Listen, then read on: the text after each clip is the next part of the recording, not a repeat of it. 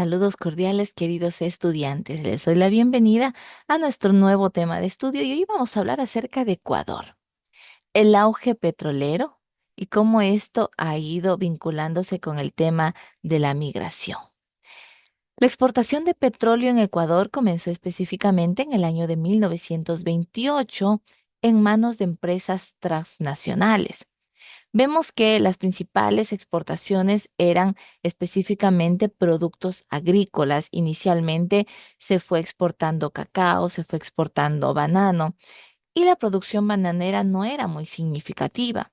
Sin embargo, vemos que entre el año de 1960 a 1971 cesó la exportación de crudo y lo único que se hacía era extraer como mercado interno. Pero esto va cambiando, porque en el año de 1968 se van descubriendo nuevos yacimientos, por ejemplo, en la Amazonía, ¿sí? Lo cual hace despertar mucho el interés de algunas compañías extranjeras.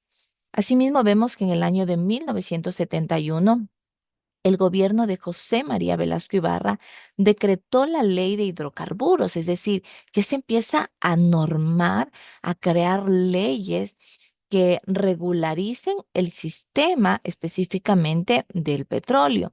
Y lo que se hace es recuperar la propiedad del petróleo para el país, para que no vengan empresas extranjeras a poder aprovechar de este producto. Por eso vemos que en el año de 1972 se incrementó la exportación de crudo y se reactivó la exportación. Miren que específicamente ese año se reactivó con 308.283 barriles exportados solo el primer día. Entonces era bastante ventajoso esta actividad. Y obviamente eso fue provocando que los precios vayan en aumento. Inicialmente se vendía, por ejemplo, cada barril en 2,50. Eso pasó en el año de 1972, pero ya en el año de 1974 el mismo barril tenía un costo de $13,70. Va creciendo de manera notoria. Miren que en el año de 1970 se exportó 190 millones de dólares en lo que tiene que ver con petróleo, mientras que 7 años después, en 1977, se exporta 1.300 millones de dólares.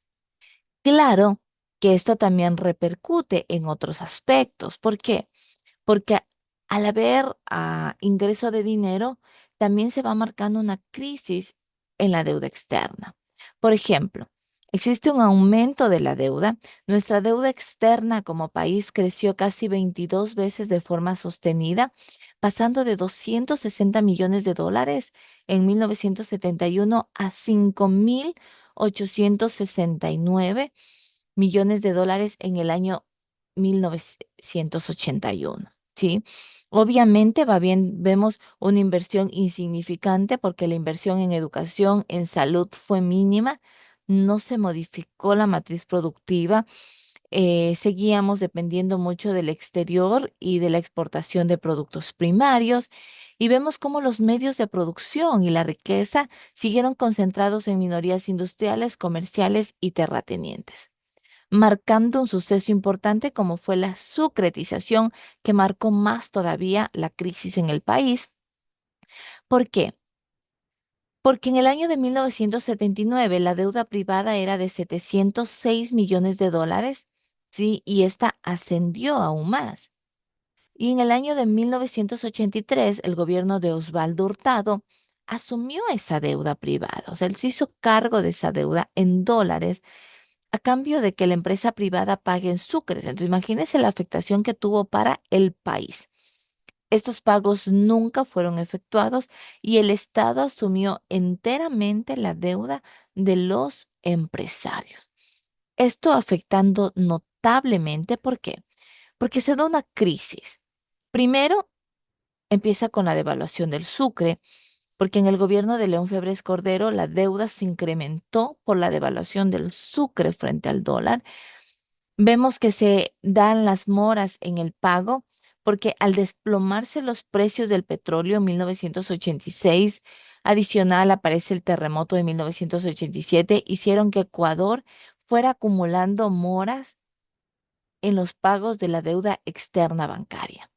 Asimismo, vemos que en el año de 1993, la banca acreedora propone la aplicación del Plan Brady, ¿sí? Como un mecanismo para poder reducir esta deuda.